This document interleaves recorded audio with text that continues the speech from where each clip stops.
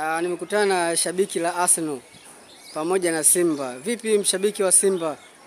Timu yako umepata ushindi. Vipi umefurahi? Cha kwanza napenda kumshukuru Mungu. Tumepata ushindi mzuri, ushindi mnono. Na watu wengi tumewaziba midomo. Ni jambo la kushukuru, tuna imani tutafika mbali zaidi. Nasikia mliingia na nazi pale kwa Mkapa. Hivi ni kweli au tetesi tu za propaganda? Maneno ya watu.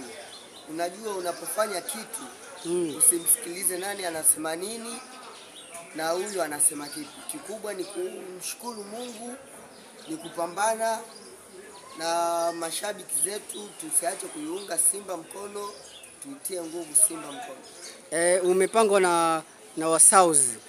Vipi utawaweza?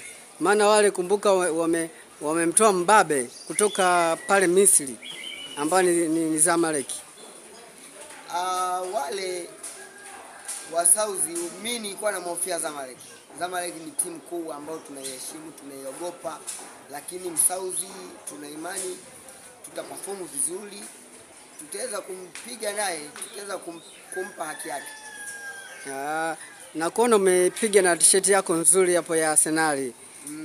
Unaiongeleaje Arsenal? Maana nayo imefanya vizuri pale UEFA. Arsenal ni timu nzuri.